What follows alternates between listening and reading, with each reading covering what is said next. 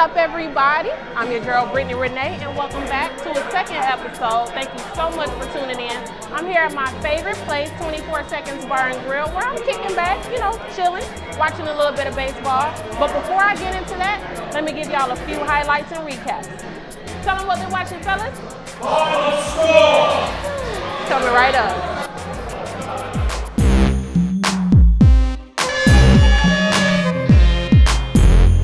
It's been a lot going on in Detroit as far as sports is concerned. With the Tigers in their postseason, the Lions grinding on the gridiron, and we can't forget about the Red Wings doing their thing on the ice. Why don't we take a look at our recap? The A's and the Tigers are at it again. Verlander on the mound looking to close things out in Cali. And boy, did he have an exceptional game. His fastball was too fast for the A's.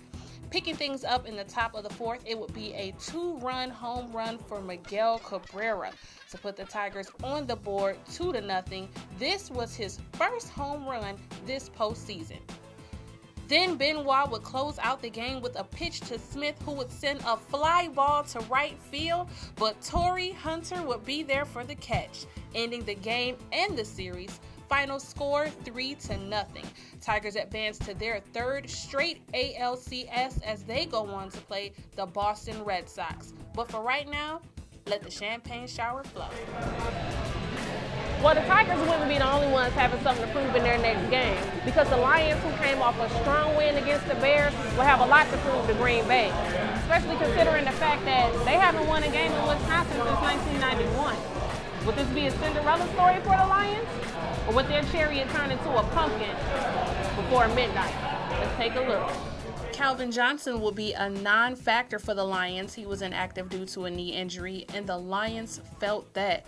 Things started off slow for both teams with only field goals in the first half. But Brandon Pettigrew made a pretty play, jumping over guys like hurdles and picking up 25 yards in the process. As for Stafford, he would have a hard time finding his receivers, and I know he had to miss Megatron. Third quarter, Green Bay decides to shake things up a bit as Aaron Rodgers finds James Jones off the deep pass, and he would take it all the way for the touchdown and do a little dance in the end zone to celebrate. The Lions couldn't come up with the win in Green Bay. They lose 9-22. The Lions and the Tigers aren't the only ones doing things in the deep. Let's switch lanes a little bit and take it to the hardwood and the ice for the Pistons and the Red Wings. Taking things to the ice, the Red Wings faced the Phoenix Coyotes after coming off of a win in overtime against the Hurricanes. The Wings took a beating in their next two games against the Bruins and the Phoenix Coyotes. And here's what players and head coach Mike Babcock had to say after the loss against Phoenix. We're going to be anxious to get back out there on Saturday, and we got to swallow this one tonight and put it behind us as soon as possible, and have a fresh start tomorrow and get ready for Philly on Saturday. They had a lot of shots, but they threw a lot of pucks at net too. A lot of pucks from the corners behind the net, but they came with a lot of speed who can really be above people in the neutral zone. And a lot of pressure on our D, and we couldn't execute with the first pass when we had our puck, and they got it again. That's not good enough for us. We weren't good enough in any way, and so we'll have to look at how we're playing everybody and what we're doing. And obviously, we didn't do a very good job as a coaching staff this week because we weren't ready to play early. Over the offseason, the Pistons made some alterations to their team and acquired some much-needed talent to boost up this season. At guard, Brandon Jennings will bring his talents to Detroit and will be a great addition to the team with his youth, street ball style of play, and ability to score and pull up on any defender at any given time, which should give Stuckey some much-needed relief in the guard position. At forward, former Atlanta Hawk Josh Smith will be joining the lineup and bringing his talent to the D. His ability to get inside, score from around the perimeter, and use his size to get what he wants is going to be a great addition to the Pistons this season.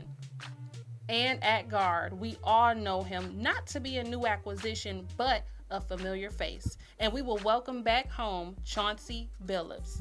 Chauncey, who led the Pistons in 2004 to become the NBA champions, is reunited with the Pistons, and although he may not be with all his former teammates, he will definitely be able to create some new memories with his new teammates.